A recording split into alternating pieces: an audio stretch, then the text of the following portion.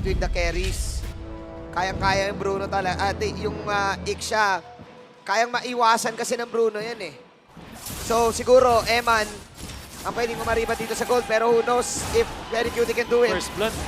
Uy! May na first blood na kagad. Mabilis na first blood agad para dito sa side ng RSG. At rinig natin ang mga tambol dito sa ating studio. And RSG, patuloy lang ang kanilang pag-rotate Oh, against Echo. Oh my, that was an early first blood on JP. This time si JP ay gagamit ng Angela. Last time na nakita natin ito sa side ng Echo, ginamit to ni Sanji. Yep. At yun yung parang killer type ng Angela. Let's see kung ganun pa rin Yep. ang mangyayari sa laban na to. Speaking of killer type din itong si Nats, going for Assassin custom emblem. And then, yung kanyang Master Assassin, tsaka yung, it was the Rapture. Ito, So, mataas damage. oh, sige mataas damage. Balikan natin konting MPL trivia lang guys. Simula Season 8, yung dalawang teams natin naglaban na. So 20 si RSG, 18 naman ang panalo kay Echo. Echo, so lamang ang RSG dito. Oo nga, no? Ngayon ko lang nakita yung killer type Nats. Binalik yung Khalid. I think a great answer to the X-Borg. Yep. Kasi pwede siyang umiling galing lang. Apoy laban sa sand na naman. Oh, parang bawal ka mapuwing. Kung ikaw ngayon yung X-Borg, bawal ka na mapasok. Okay. Oh, card easy. Carl TC, pumupok lang muna ng bagya kay Nats. Pero sabi ni Nats, kalma, mayroon akong passive. Sabay mag-heal. Meanwhile, sa top lane. Ooh! Ito yung sinasabi natin na kayang-kaya burst down. Light with the hook, tapos konting burst down kay Benny Cutie. Good kill para kay Eman. At dahil dyan, 1.5k gold lead ngayon ang RSG. At kanina parang nauna oh, level 3 pa lang. Level 3 pa lang si Carl Dizzy. Wow! Level 5 na si Irad. At meron na third there, nakapwesto na rin si Light for the vision. And wala pang assistant si Irad, ha? Siguro talagang nare-reset kasi nila. Ooh, Kira! Ay, of course, nililista na yung orange buff ni Carl. Level 3 pa lang si Carl. Kaya naman si Eman makakuha ng kill doon habang si Light ang makakuha ng turtle. Ayun yung kagat sa malayo. At by hook, grabe naman yung combo na yon. Pinaliktad. Imbis na hook kagat, kagat hook sa malayo. Napaganda ngayon para sa RSG. Tuloy-tuloy lang ang kanilang ginagawa. Ngayon, Echo, kailangan nilang mag-regroup. But speaking of group, para merong group waiting dito sa may bottom lane. Tuloy-tuloy pa rin si Ira dito. Gusto pa rin guruhin.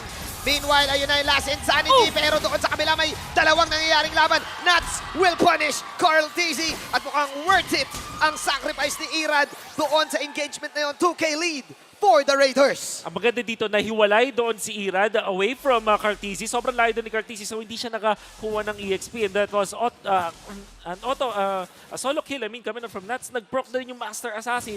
Kaya sobrang bilis siya na burst si Cartesi. Even after death ni Irad, malayo pa rin nakabuli ni Cartesi dito. Grabeng zone na ginagawa ngayon ng RSG para kanilang task force ay maagang na-orient Okay. kung anong Okay. kailangan nilang gawin. Sige, orient na rin na naman. Parang nagising Nakawan! Nagising Last time, ang Echo nakita natin nanakaw. Pero ngayon, Irad. Uy! Bumalik! Ang tindi naman, flicker in kagat! At nakita mo yung Shinigami na sumabunot kay Carl Tizzy. 6-1 in favor of the Raiders. Sobrang lupit nung ginawa doon ni Irad. Nag-fake back siya doon. Tapos nung nasa bush, bigla siyang nag-ano. Kung ano man tricks yun. Basta Pang X Games. nag-X Games. Oh, yung ano, 360 nag-Tony Oo. Hawk. 360, 720. Ewan ko, naman. air flip. Tsaka meron din mga ganun, di ba sa yo-yo? Oo. Tama, Oo, winok tama. na dog, winok na dog. Yan, winok na dog. Parang strolling na. in the park. Oo. Anong nangyari ng moment na yan? But yeah, RSG, napakabilis sa kanilang ginagawa dahil na rin yon sa movement speed ng hero ngayon ni Irad. At usually, di ba nasanay tayo, Wolf, na for mid lane, Oo. parang ang kasama ng post 5 mo is yung post 4. Oo. Pero ang kasama ni Light, si Irad. Kung iisipin mo sabi ng RSG, aba, hindi lang kayong House of Highlights. Pag binigay mo sa amin yung mga ganitong type ng mga hero na aggressive, aggressive talaga kami. At tingnan mo si Irad, walk na dog kagad. 6 kills in 4 minutes. Oo. Rare natin makikita to sa RC kasi sinabi natin mabagal sila maglaro pero extra Ala! speed, ultra fast. Bilisan. Oy, pinagsabay pa nga yung dalawang ulti. The Astral Echo plus the Sandstorm. Pero wala makukuha ang side ng RSG. Ayun si Light. May Ay, kagat. Naku, parang nakita ko na ito kanina.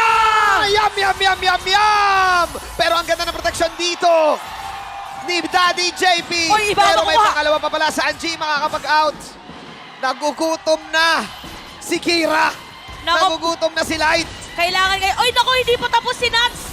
Masisira agad ang Torres sa may middle lane, pero sa Carl TC magpo-poke lang ng konting po. Oh, pero Nats, pasok, flicker, pero ayun yung last insanity. That's the full barrage na ipapop ni Benny Cutie, 1-for-1. At killing spree na ngayon, si Eman, 7-2. Lamang ngayon ng RSG. At parang tinirahan na ng mga Raiders yung bush doon sa may Wala, orange buff. ayaw nilang tigilan yung Echo. Hindi na nakakapag-pack yung Echo ngayon. Oo. Paikot-ikot lang si Irad. Si Irad, wala na nga siya pakido sa sarili ng jungle. Oo. Nandito na siya doon. Pinagbabahayan na nga yung jungle ng Echo and Carl TZ force na mag-clear ng isang lane.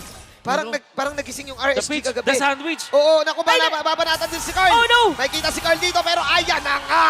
Huli ka ngayon, Carlito, sabi ni Nats. Oh my goodness. Ngayon na nakikita natin na lamang ang RSG. And Echo kailangan humabol. Anong kailangan nilang gawin ngayon para makapantay dito sa laro? Kailangan talaga gamitin si Benny Cutie, yun na lang. And siguro makakuha sila ng magandang knockout dun sa Franco no. Ultimate.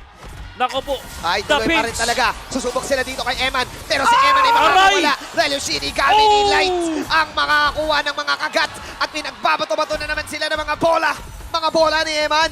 Pinakitaan na ng worldie dito ni Eman. At inalalatag na nga kanyang pangalan dahil triple kill. After that moment, dire-diretso pa ng pagkuha dito ng Torre sa may middle, sa may bottom lane. Akala natin may play yung Echo, pero nabaliktad. Walang tigil na aggression para sa RSG dito. 6 minutes into the game, 8K na ang kalamangan ng RSG. Nabaliktad, sabi ng RSG, ayaw na namin maging mabagal, Wolf. Gusto na Bilisan namin mabilisan. Narinig ka pala Speed. kanina, Wolf. Speed ng kachaw. Puti ka na naman.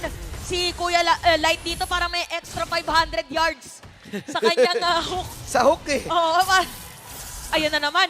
Wala, ayaw ka na pagsalitain, Chantel. Ito Actually, na, Kabim! oh! Oh! Gusto ko lang sabihin, sobrang bilis ng rotation ngayon ng RSG.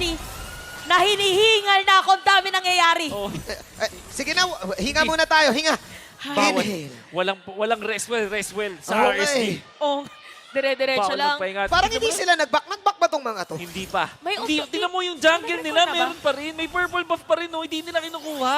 Nag-recall, wala pang nagre-recall yata, no? Okay, susubok Last ngayon ang Insanity. Echo. Last Insanity para kay Sanford. Pero yung mga banat dito ng mga Jabola. Ay! Worldy!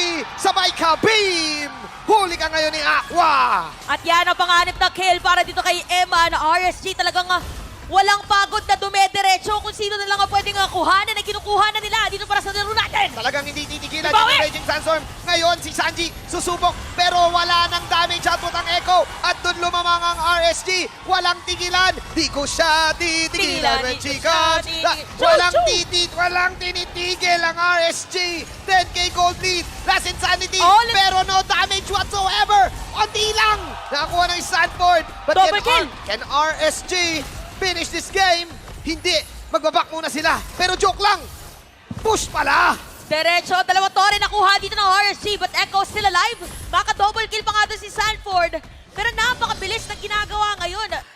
Wow, wala akong masabi. Wala. Ngayon lang sila tumigil. Wala na akong masabi, di natatapos si sentence eh. Oh, 15. Ang bilis kasi.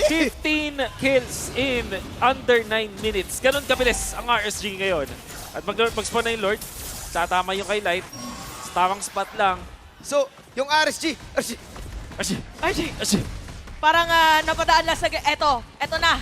Mukhang hindi na nga magkakontest as RSG will secure Grabe. that Lord 33K versus 23K. Pero napaka-importante ngayon, may Holy Crystal na si Carlito.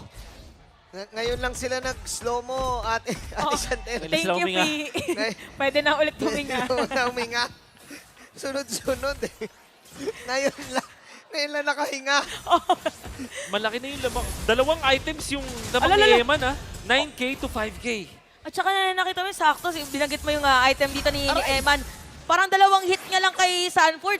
Sa halos masira na agad. Okay. Yung Piraga Armor middle lane! Oh! Hook ka boy! Nahuli si Wonderboy Sanford ni Irad at ni Light. Mayroon dito si Carl, papasok siya. Pero nako, yung mga bola pa rin ni Emma nang nananaig. Gusto na ba tapusin to ng side ng RSG? May kagat pa pala si Light. Sabay meron pang laser si Aqua. 4 ang nawala na. RSG, sobrang bilis naging RSG. Dahil ang bilis nilang nakuha ang laban na to. Isang mabilis para sa RSG And this winning moment is brought to you by our official sponsor, FW Life Insurance. Para